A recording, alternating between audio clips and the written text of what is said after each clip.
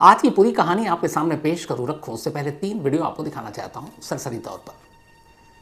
ये जो पहला वीडियो है ये 28 फरवरी का है, यानी सौरभ के कत्ल से 3 दिन पहले का। 3 मार्च की रात सौरभ का कत्ल हुआ था। मुस्कान ने पहला खंजर उसके सीने में उतारा था। 25 फरवरी को मुस्कान का बर्थडे था और उसके 3 दिन बाद 28 फरवरी को उसकी 6 साल की बेटी का बर्थडे, और ये वीडियो उसी बर्थडे के मौके का है। 6 साल की बेटी, आप देखिए जब बच्चों का बर्थडे मनाते हैं तो उसी तरह का क्यूट ड्रेस होता है। उसी ड्रेस में सौरभ बेखबर, इस साजिश से अनजान, अपनी बीवी मुस्कान के साथ और बेटी साथ में डांस कर रहे हैं। ये सौरभ की मौत से 3 दिन पहले का वीडियो। इस वीडियो को देखकर कहीं से अंदाज़ा नहीं हो रहा कि मुस्कान इतनी बड़ी साजिश रच चुकी है। तो ये उसकी बेटी के जन्मदिन का वीडियो, यानी सौरभ की मौत से 3 दिन पहले का। अब सौरभ का कत्ल 3 मार्च की रात को होता है। 4 मार्च को मुस्कान और साहिल, उसका प्रेमी, दोनों मनाली और शिमला की वादियों में घूमने निकल जाते हैं। खून की होली तो वो 3 मार्च की रात को ही खेल चुके थे, 3 और 4 मार्च की रात को। लेकिन इसके 10 दिन बाद 14 मार्च को फिर होली आती है, असली वाली होली। और इस बार साहिल और मुस्कान रंगों की होली खेलते हैं, और ये वीडियो उन्हीं के उस होली का है जब ये शिमला में ये होली खेल रहे हैं। तो जब ये होली खेल रहे हैं तो यहाँ ध्यान दीजिएगा कि उससे 10 दिन पहले वो साहिल को मारने के बाद उसकी लाश को ड्रम में डालकर सीमेंट के गोल से पैक कर चुके हैं, और 10 दिन बाद वही पत्नी मुस्कान अपने नए प्रेमी के साथ होली खेल रही है, ये जानते हुए कि वो एक कत्ल करके आई है और लाश उसके घर में अभी ड्रम में पड़ी है। ये दूसरी तस्वीर थी। अब एक तीसरी तस्वीर है। ये तस्वीर है साहिल के बर्थडे का, यानी कि मुस्कान के प्रेमी का, वही अंधविश्वासी। और इस बर्थडे के दौरान बाकायदा केक मुस्कान साहिल को खिला रही है, और ये तस्वीर उसी वक्त की है, बर्थडे की। ये तीसरी तस्वीर थी। अब एक चौथी तस्वीर है साहिल की। साहिल ऐसा लग रहा है जैसे पता नहीं कोई दौरा पड़ा है या क्या है, पर वो म्यूजिक पर थिरक रहा है, डांस कर रहा है। पता नहीं क्या, कैसे, क्यों मौका था, लेकिन डांस कर रहा है। तो ये 3 नहीं बल्कि 4 वीडियो आपको दिखाया। अब आते हैं आज की कहानी के ऊपर। ये नीले रंग का ड्रम इस वक्त तमाम अखबारों की सुर्खियां हैं, न्यूज़ चैनल की सुर्खियां हैं, क्योंकि इसी ड्रम ने एक लाश उगली है, सौरभ की लाश। अब ड्रम किस काम में आता है? आमतौर पर पानी स्टोर करने के लिए या और कुछ रोज़मर्रा की ज़रूरत की चीज़ें होती हैं उसमें, या फिर उसमें कुछ और सामान आते हैं, इसलिए हम ड्रम का यूज़ करते हैं। लेकिन आज ड्रम को किनारे रखिए। मैं आपको पिछले कुछ सालों में क्राइम में और क्राइम की दुनिया में, और ख़ासतौर पर मर्डर के कुछ बड़े केसेस में, कत्ल के बाद लाश को ठिकाने या छुपाने के जो नए नए तरीके और हथकंडे अपनाए जा रहे हैं, जो नया ट्रेंड बन रहा है, उसकी कुछ झलकियाँ दिखाना चाहता हूँ। और इससे आप अंदाज़ा लगाएंगे कि इस बदलते दौर में जब दुनिया तरक्की कर रही है तो क्रिमिनल ने भी कैसे अपनी सोच बदली है। ड्रम तो चलिए लेटेस्ट थे सबसे। ड्रम के बाद आते हैं फ्रिज पे। फ्रिज अब तक यही हम जानते थे कि खाना इसमें रखते हैं, पानी ठंडा पीते हैं, ये इसका इस्तेमाल है। फ्रिज बनाने वाली कंपनी भी उसी का इस्तेमाल करती थी। लेकिन दिल्ली के महरौली के एक घर से एक फ्रिज का जब दरवाज़ा खुला और उसमें श्रद्धा टुकड़ों में बाहर आई तो फ्रिज को लेकर नज़रिया बदलना शुरू हुआ। फिर तो बाढ़ आ गई, हर शहर से फ्रिज में लाशें निकलने लगी। कुकर क्या है? एक ज़रूरी चीज़ है। घर में खाना बनाते हैं हम और वक्त बचाते हैं, जल्दी कुकर में खाना बन जाता है, गैस की भी बचत होती है। कुकर भी एक ज़रिया बन गया। बैग अमूमन हम सफ़र में इस्तेमाल करते हैं, कहीं जाना हो तो एक बैग लेकर चलते हैं। बैग बनाने वाली कंपनी ने भी नहीं सोचा होगा कि आगे चलकर बैग लाश को ठिकाने लगाने का भी एक सामान बन जाएगा। बेड, आदमी थका हारा था, घर में सोता है और सुकून की नींद लेता है, लेकिन उसी बेड के बेड बॉक्स में अगर लाशें कैद हों तो फिर काहे कि सुकून और कैसी मतलब बेफिक्री, फिर तो तनाव ही रहेगी ज़िंदगी। दीवार, मुग़ल आज़म फिल्मों से हम लोगों ने सीखा था कि अनारकली को जिंदा दीवार में चुनवा दिया गया, पर आज के आशिकों ने उस दीवार को भी अपना लिया। कई ऐसे आशिक हैं जिन्होंने अपनी प्रेमिका का कत्ल करके उसको दीवार में लाश चुनवा दी। ताबूत, जिसमें मुर्दों को लिटाया जाता है, फिर कब्रिस्तान ले जाकर उसे दफनाया जाता है, क्रिश्चियन या फिर मुस्लिम। तो अब उसी ताबूत में भी कातिल जगह ढूंढने लगे कि लाश को कैसे ठिकाने लगाना है। सेप्टिक टैंक, जिसमें बाथरूम वॉशरूम का जो पानी है वो जाता है, और सेप्टिक टैंक का भी इस्तेमाल कातिलों ने ऐसे किया कि लाशें पता नहीं कितने ही, इस देश का कोई शहर शायद ही बचाओ जो मेरी अपनी याददाश्त के हिसाब से जिसमें लाशें ना उगली। तंदूर, जिसमें रोटियां बनती हैं, उस तंदूर में भी लाश को जलाकर उससे ठिकाने लगाने की कोशिश की गई। एसिड ड्रम, एसिड कई चीज़ों में यूज़ होता है। लेकिन एसिड के ड्रम में भी आप अगर लाश को लगा कर डालकर और लाश के सबूत मिटा रहे हैं, क्या कहने। ईंट की भट्टी ईंटें बनाने के काम आती हैं, लेकिन ईंट की भट्टियों में भी लाशों को झोंक कर सबूत मिटाने के काम हुए। ये घर की खूबसूरती के लिए टाइल्स बनाते हैं हम, उस टाइल्स को उखाड़ कर टाइल्स के नीचे भी लाशें दफनाई गई, बेडरूम के अंदर लाशें दफनाई गई। मतलब हमारी ज़िंदगी से रोज़मर्रा की जो चीज़ें जुड़ी हुई हैं, दरो दीवार, फर्श, ड्रम, बैग, कुकर, फ्रिज, कातिलों ने इसका क्या अलग इस्तेमाल किया। तो लाश हाल के वक्त में छुपाने के जो नए ट्रेंड शुरू हुए हैं, नए जो तरीके हैं, उसी के ऊपर आपको उस केस स्टडी के ज़रिए कुछ चीज़ें आपको सुनाता हूँ, कहानियाँ सुनाता हूँ। आमतौर पर शमशान या कब्रिस्तान ही वो जगह है जहाँ पे लाश को आखिरी मंजिल मिलती है, या तो फिर चिता पर या कब्र में दफना कर। लेकिन कातिलों ने कुछ और ही तरीका ढूंढ लिया। लाश को ठिकाने लगाने का सबसे अजीब और गरीब जो तरीका था, उसकी जो शुरुआत हुई, वो अगर इस देश में जो ज़्यादातर लोगों को याद है, जो सुर्खियाँ बनी थी अपने दौर की, वो था 95 का तंदूर कांड दिल्ली का। जब नैना साहनी नाम की एक पत्नी को उसके ही पति सुशील शर्मा ने पहले गोली मारी, फिर लाश को ठिकाने लगाने का कोई आइडिया मिला नहीं, तो उसका अपना एक बगिया रेस्तरां था, उस रेस्तरां में ले जाकर उसने तंदूर में नैना साहनी को डाल दिया। जल्दी लाश जल जाए इसलिए उसके ऊपर बटर भी डालना शुरू किया, लेकिन खैर वो पकड़ा गया।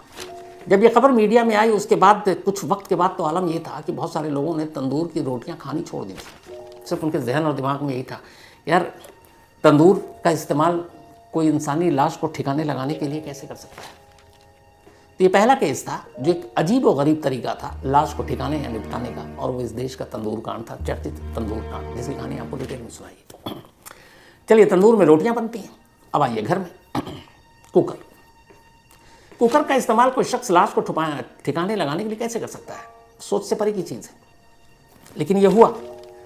और मुंबई का वो केस आपको याद होगा, मनोज साहनी, जो लिव इन में रहता था अपनी गर्लफ्रेंड सरस्वती के साथ। सरस्वती से किसी बात पर झगड़ा हुआ और उसने बड़ी तसल्ली से सरस्वती का कत्ल किया, उसमें कोई जल्दबाजी नहीं की। लेकिन कत्ल के बाद लाश के टुकड़े करने में भी उसने कोई जल्दबाजी नहीं की, पर उन लाश के टुकड़ों को ठिकाने लगाने के लिए उसे बहुत जल्दी थी। तो जब जल्दी थी तो उसका ध्यान गया रसोई में रखे हुए प्रेशर कुकर पर। उसने लाश के टुकड़ों को किश्तों में प्रेशर कुकर में रखना शुरू किया, उनको उबालना शुरू किया, फिर उन्हें पॉलीथीन में डालता, किश्तों में ले जाकर बाहर फेंकता। ये मुंबई का वो केस था जिसने पहली बार ये बताया कि कातिल लाश के टुकड़ों को या लाश को निपटाने के लिए कुकर का भी इस्तेमाल कर सकते हैं। ये मनोज साहनी, मुंबई, उसके ज़रिए कुकर, जो मतलब एक घरेलू चीज़ है, एक घरेलू सामान है। तो तंदूर रोटी बनाने की चीज़, लाश को ठिकाने वहाँ लगाया। कुकर, लाश के टुकड़े कर, अपनी ही जो गर्लफ्रेंड है सरस्वती, उसको प्रेशर कुकर में उबाला और उसको फेंका, तो कुकर बदनाम हुआ। इसके बाद आइए बैग। घर के अंदर ये रसोई में रहता है कुकर। अब घर के बाहर आपको कहीं सफ़र पर जाना है तो क्या करेंगे आप, कोई बैग लेंगे, बैग में सामान रखेंगे ज़रूरी सफ़र का, कपड़े, बाकी चीज़ें, और फिर आप सफ़र पर निकलते हैं। अमूमन जितना लंबा सफ़र उतना बड़ा बैग। अब बैग बनाने वाली कंपनियों ने तो बैग ये सोच कर बनाया कि भाई इसमें ज़रूरत की चीज़ें, कपड़ा लत्तर, बाकी सारी चीज़ें होंगी, पर उन्हें क्या पता था कि आगे चलकर बैग लाश को रखने का भी एक ज़रिया बन जाएगा। और आजकल के दौर में तो बहुत, अब चूँकि इंटरनेशनल ट्रैवल भी बहुत ज़्यादा होने लगा है, तो लोग 6-6 महीने बाहर रहते हैं तो ज़्यादा सामान लेकर जाते हैं, तो बड़े बड़े ट्रॉली बैग बनने लगे हैं। अब इतने बैग लेकर घूमते हैं कि लोगों को पता भी नहीं चलता है। और जो बैग बनाने वाली कंपनियां हैं वो इस तरह से बैग बना रही हैं कि उसमें आप कपड़े रखो या लाश, कोई फ़र्क नहीं पड़ता, दोनों चीज़ें आ जाती हैं। बाकायदा एक इंसान की लाश किसी भी साइज़ की हो, बैग के अंदर डाल दी जाती है। और ऐसे कितने एग्जाम्पल हैं। अभी आखिरी जो लेटेस्ट है हिमानी, यही रोहतक, हरियाणा के रोहतक में एक बैग खुला था, और उस बैग से हिमानी जो एक कांग्रेसी नेता थी, उसकी लाश बाहर आई थी। बाकायदा कातिल लाश को बैग में पैक करके आराम से उसके पहिए से ट्रॉली बैग को लेकर चलता है, ऑटो पे बैठता है, बस स्टॉप पर उतरता है और ले जाकर रख देता है, किसी को भनक तक नहीं लगती। तो तंदूर, कुकर और उसके बाद बैग, और उसके बाद बैग ने तो अब आजकल इतनी लाशें उगली हैं, अगर आप गिनना शुरू करें बड़े बड़े शहरों में अलग जगह, तो गिनती नहीं है। हर दूसरे तीसरे दिन आपको खबर मिल जाएगी कि बैग में एक लाश बरामद। अब तो लावारिस जगह पर अगर खाली बैग आपको दिख जाए तो आप, पुलिस वाले, आम लोग भी इतने होशियार हैं, वो समझ जाते हैं 99% कि भाई इसमें कोई कीमती चीज़ या कपड़ा तो होगा नहीं, लाश ही होगी। पहले जब ज़्यादा थोड़ा सा टेररिज्म था तो ये होता कि बॉम्ब वॉम्ब ना हो, लेकिन अब बॉम्ब वॉम्ब का खतरा नहीं रहता। अभी है पक्का लावारिस बैग है, लावारिस, तो इसके अंदर लाश होगी। अब ये बैग की पहचान अब ये बन गई है। तो तंदूर, देन कुकर, देन बैग। अब बैग लेकर आप सफ़र पे जाते हैं। सफ़र से आदमी जब बाहर आता है या काम करके घर लौटता है तो थका हारा होता है, उसे आराम और सुकून की ज़रूरत होती है, बेड पे लेटता है। पिछले कुछ सालों में बेड बॉक्स ने भी इतनी लाशें उगली हैं कि उनकी गिनती नहीं है। दिल्ली हो, मेरठ हो, मुंबई हो, बेंगलुरु हो, एमपी के कुछ जगह हैं, इधर बिहार हो, बंगाल हो। अब क्यों? पुराने दौर में ये होता था कि लोग चारपाई, पलंग, खटिया जो बोल रहे हैं आप, या फिर यही सारी चीज़ें होती थी, या बेड होता था। लेकिन शहरों में कमरे इतने तंग हो गए, इतने छोटे छोटे हो गए कि ज़रूरत की सामान रखने के लिए आपके पास जगह नहीं। कमरा ही इतना बड़ा कि उसमें अलमारी आप कहाँ से रखेंगे? तो फिर अब मार्केटिंग का भी ये पार्ट होता है। तो बेड बनाने वाली कंपनियों को आइडिया आया कि यार अगर उसी बेड में इन्हें अलमारी दे दें तो, यानी बेड ऊपर सो, अंदर बॉक्स बना दो। आपके सर्दी गर्मी के कपड़े, आजकल जैसे सीज़न चल रहा है और गर्मी आने वाली, सारे वो रज़ाई और स्वेटर और जैकेट बेड बॉक्स के अंदर जा रहे हैं, आपके गर्मी के कपड़े बाहर आ रहे हैं। ये हर साल होता है, मेरे घर में भी हो रहा है। तो अब कंपनियों ने बेड बॉक्स बनाना शुरू कर दिया कि चलो भैया कम जगह है, उसमें सामान आपका आ जाएगा। कातिलों ने यहाँ भी दिमाग लगाया। उन्होंने कहा यार बेड बॉक्स के, अगर बेड के ऊपर, एक बेड के ऊपर ठीक ठाक 2-3 लोग सो सकते हैं, तो बेड बॉक्स में 4-5 मुर्दे तो आसानी से रखे जा सकते हैं। इसी मेरठ में जहाँ से ये ड्रम आया, अभी कुछ महीने पहले एक बेड बॉक्स से 5 लाशें एक साथ निकली थी। तो जो बेड सुकून के लिए, आराम के लिए, नींद के लिए बनाया गया, उस बेड बॉक्स के अंदर भी बेचैनी। कातिलों ने वहाँ भी लाश को ठिकाने लगाने का एक नया जरिया बना दिया। तो तंदूर हो गया, कुकर, देन आपका फ्रिज, बेड बॉक्स। अब इतना ही भर नहीं है, जो ईंट की भट्टियाँ होती हैं किसी भी मकान या कोई भी बिल्डिंग इमारत खड़ी करने के लिए, ईंट बहुत ज़रूरी चीज़ है। ईंट की भट्टियाँ आप में से शायद कुछ लोगों ने देखा, मैंने 2-4 बार देखा, और वो भी सब क्राइम के लिए, क्योंकि वहाँ कुछ लाशें जला दी गई थी। और ईंट की भट्टियाँ ऐसी होती हैं कि जैसे शमशान में चिता होती है, एक बार चिता पे सिर्फ राख ही मिलती है आपको और कुछ नहीं, वैसे ईंट की भट्टियाँ हैं। नए दौर के क्रिमिनल तो पता नहीं, पुराने दौर के क्रिमिनल का ये मानना था कि शमशान की चिता और ईंट की भट्टी एक समान है। वहाँ भी चिता पर जाने के बाद राखी मिलती है, और ईंट की भट्टी में भी अगर किसी का डाल दो तो राखी मिलेगी। और ऐसे कई गैंगस्टर रहे ऐसे कई माफिया रहे जिन्होंने अपने दुश्मनों को इसी ईंट की भट्टी में निपटा दिया, और कभी सुराग तक नहीं मिला कि वो बंदा गया कहाँ। आज भी ऐसे कई अनसुलझे केस हैं।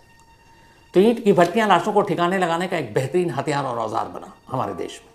बहुत सारे केस हैं, सिर्फ एक नाम लूँगा, भवरी देवी। याद होगा आपको, राजस्थान की एक कलाकार भवरी देवी। एक CD सेक्स स्कैंडल में नाम आया था, और उसमें नाम आया राजस्थान के उस वक्त के कुछ मिनिस्टर्स के, MLA के। कोहराम मदिया था, हर तरफ हंगामा, मीडिया में सुर्खियाँ।